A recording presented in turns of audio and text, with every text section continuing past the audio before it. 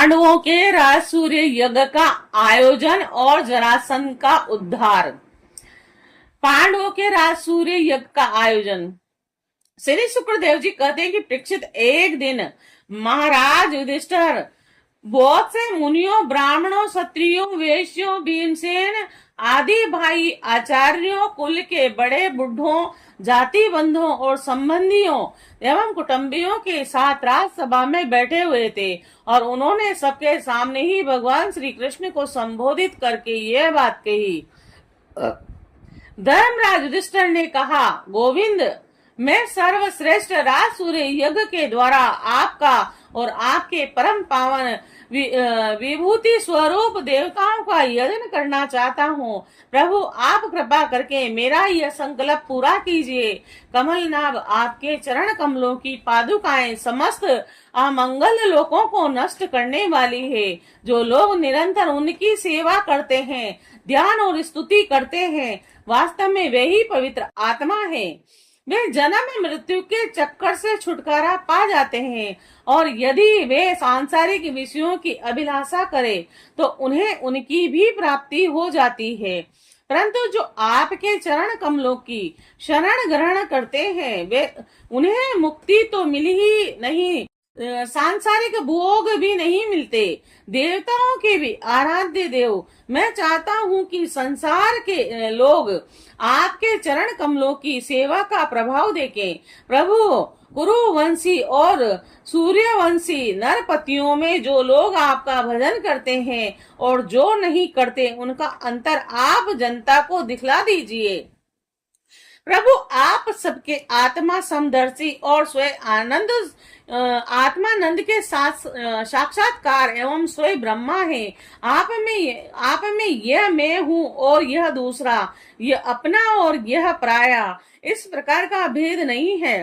फिर वे जो आपकी सेवा करते हैं उन्हें केवल भगवान के अनुसार फल ही मिलता है।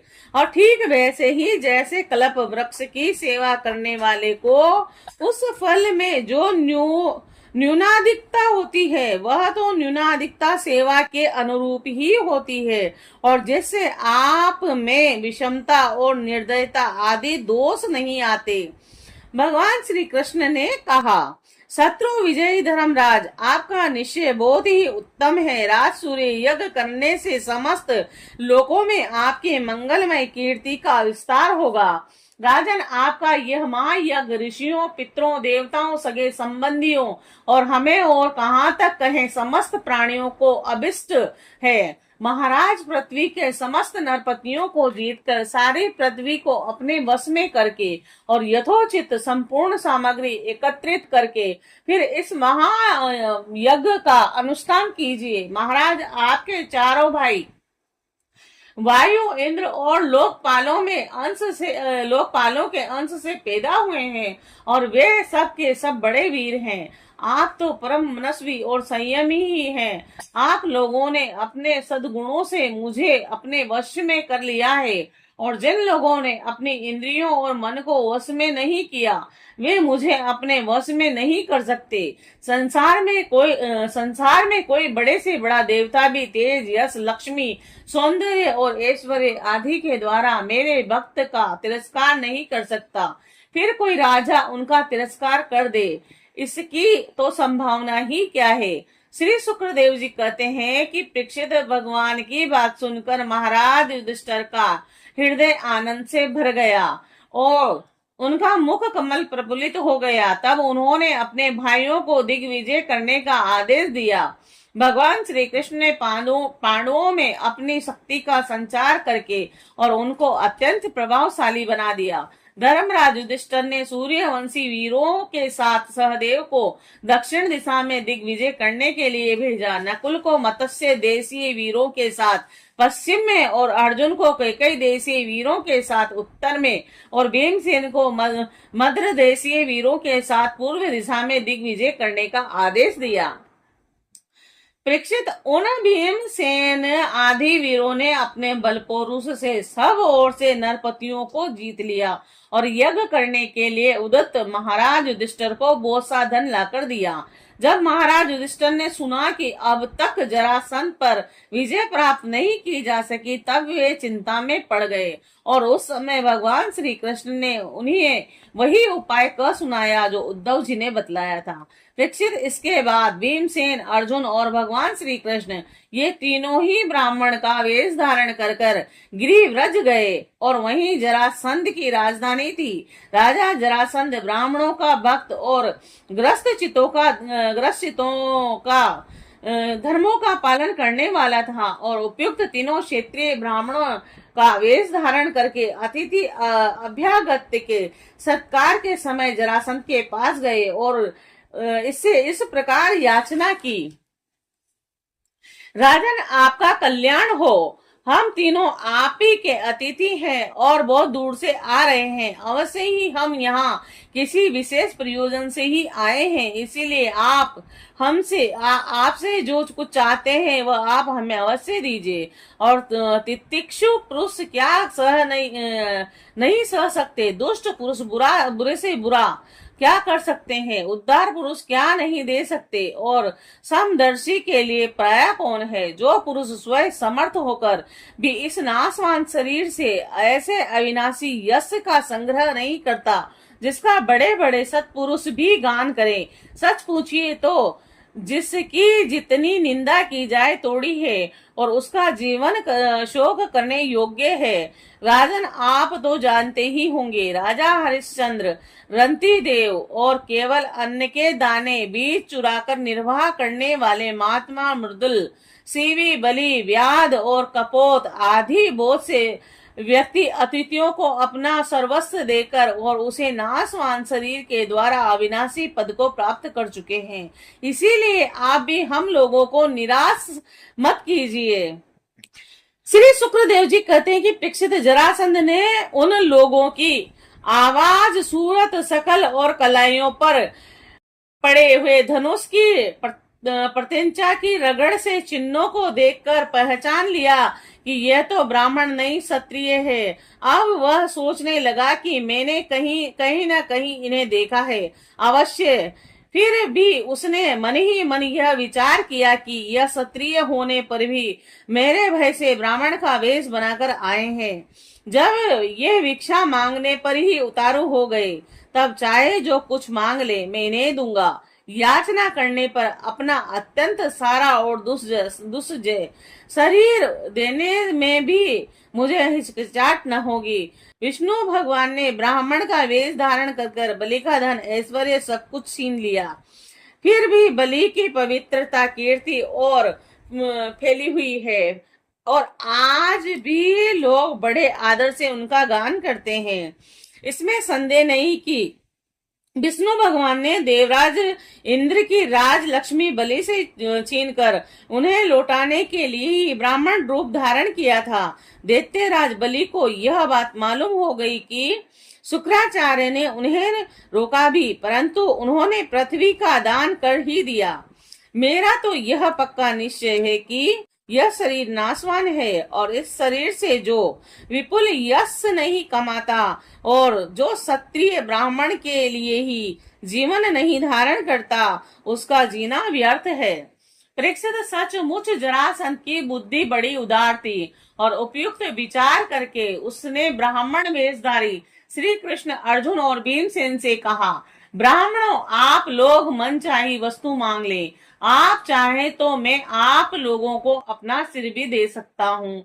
भगवान श्री कृष्ण ने कहा, राजेंद्र, हम लोग अन्न के इच्छुक ब्राह्मण नहीं हैं, क्षत्रिय हैं। हम आपके पास युद्ध के लिए आए हैं। यदि आपकी इच्छा हो तो हमें द्वंद्व युद्ध की भिक्षा दीजिए।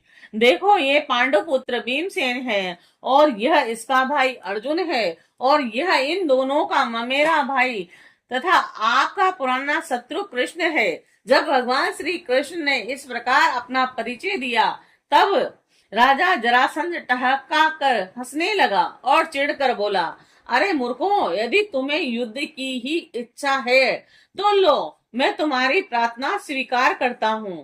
परंतु कृष्ण, तुम तो बड़े डरपोक हो, युद्ध में तुम घबरा जाते हो, यहाँ तक कि मेरे डर से तुमने अपनी नगरी मथुरा भी छोड़ दी और समुद्र की शरण ले ली है, इसीलिए मैं तुम्हारे साथ नहीं लड़ूंगा।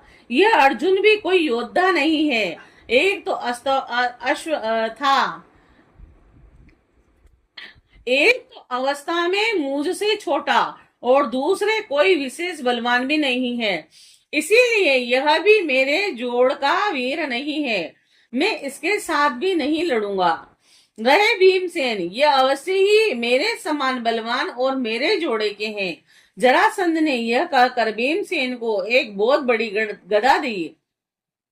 स्वयं दूसरी गदा लेकर नगर से बाहर निकल आया। अब दोनों रणोन्मत्त वीर अखाड़े में आकर एक दूसरे से भिड़ गए और अपने ब्रज के समान कठोर गदाओं से एक दूसरे पर चोट करने लगे।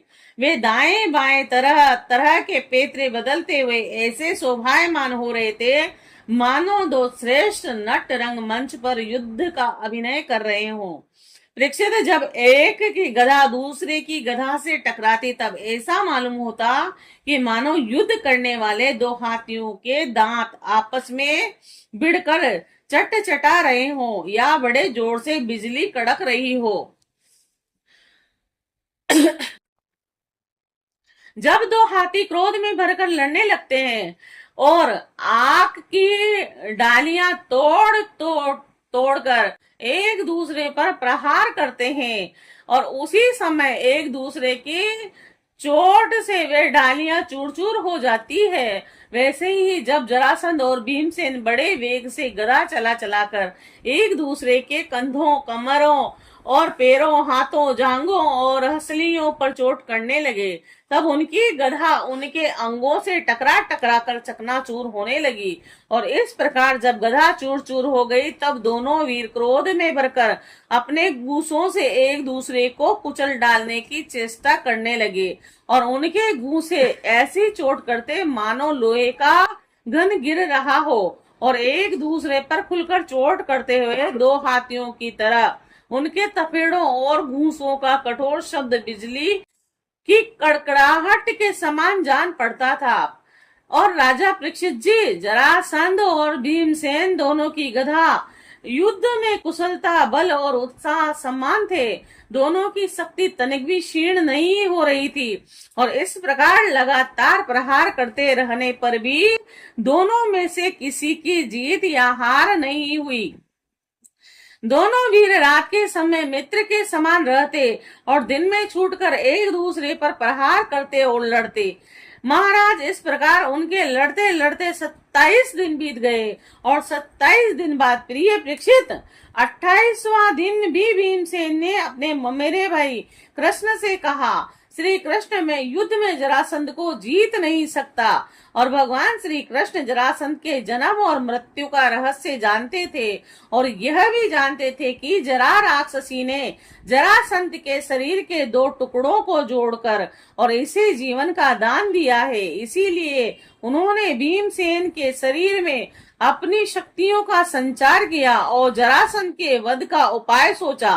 परीक्षित, भगवान का ज्ञान अबोध है और अब उन्होंने अपनी मृत्यु का उपाय जानकर एक वृक्ष की डाली को बीचों बीच से चीर दिया और इशारे से भीमसेन को दिखाया। वीर शिरोमणि एवं परम शक्तिशाली भीमसेन ने भगवान श्री कृष्ण का अभिप्राय समझ लिया और जरासंध के पैर पकड़कर उसे धरती पर दे मारा और फिर उसके एक पैर को अपने पैर के नीचे दबाया और दूसरे को अपने दोनों हाथों से पकड़ लिया और इसके बाद भीमसेन ने उसे गुर्दा की ओर से इस प्रकार चीर डाला जैसे गजराज वृक्ष की डाली को चीर डाले। लोगों ने देखा कि जरासंध के शरीर के 2 टुकड़े हो गए हैं और इस प्रकार उनके एक एक पैर, जांग, अंडकोश, कमर, पीठ, स्तन, कंधा, भुजा, नेत्र, भुएं और कान अलग हो गए हैं। मगधराज जरासंध के मृत्यु हो जाने पर वहां की प्रजा बड़े जोर से हाय हाय पुकारने लगी। भगवान श्री कृष्ण ने अर्जुन से भीमसेन का आलिंगन करके उसका सत्कार किया और सर्वशक्तिमान भगवान श्री कृष्ण के स्वरूप और विचारों को कोई समझ नहीं सकता। वास्तव में वे ही समस्त प्राणियों के जीवन दाता है और उन्होंने इस प्रकार जरासंध के राज सिंहासन पर उसके पुत्र सहदेव का अभिषेक कर दिया और जरासंध ने जिन राजाओं को कैदी बना रखा था उन्हें कारागार से मुक्त कर दिया और इस प्रकार जरासंध की मृत्यु हुई।